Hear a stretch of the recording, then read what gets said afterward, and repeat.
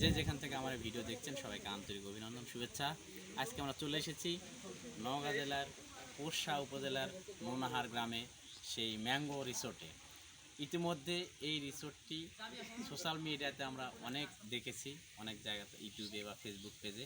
আজকে আপনাদেরকে দেখাবো এই ছোট্ট গ্রামে একটি গ্রামীণ পরিবেশে গ্রামের যে ঐতিহাসিক যে খড়কুটো দিয়ে যে বাসা করা, এই যে এখানে আমের মৌসুমে বিভিন্ন দূর দূরান্ত থেকে বিভিন্ন আম ব্যবসায়ীরা এসে রাত্রি যাপন করা, অর্থাৎ আবাসিকের খুব সমস্যার কারণে যে পরিকল্পনা করেছে তাতে ব্যবসায়ীদের অনেক উপকার হচ্ছে। এলাকার মানুষের সাথে কথা বলে জানা যায়।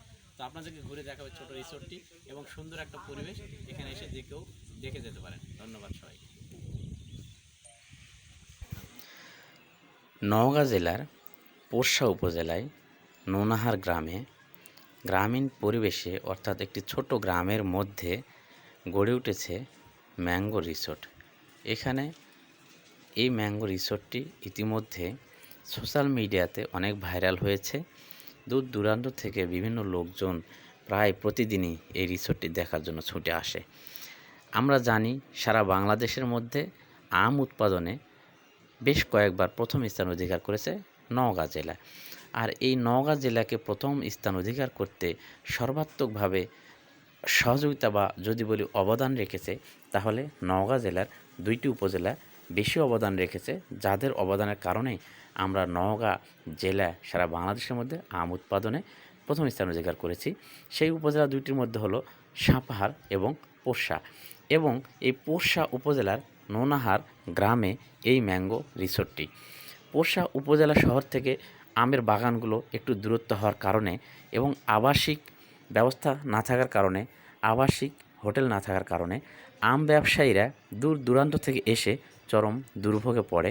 যার কারণে এই যে ছোট্ট ম্যাঙ্গো রিসোর্টটি, এখানে মূলত আম ব্যবসায়ীরা এসে সারাদিন আম কিনা বেচা করে আসার পরে রাত্রি যাপন করেন।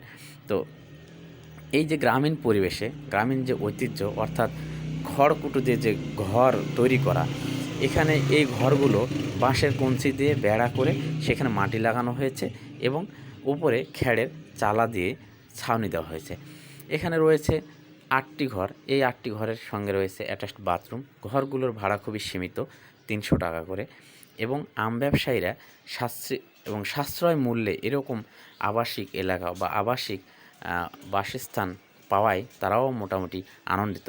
স্থানীয় লোকজনের সঙ্গে কথা বলে জানা যায় যে এখানে আম ব্যবসায়ীগুলো দূর দূরান্ত থেকে এসে প্রায় প্রতিনিয়তই বসবাস করছেন বা রাত্রি যাপন করছেন।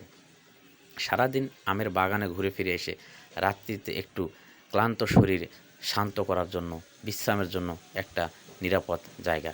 এখানে রয়েছে বেশ কয়েকটি সিসি ক্যামেরা এবং সিসি ক্যামেরা দ্বারা নিয়ন্ত্রিত।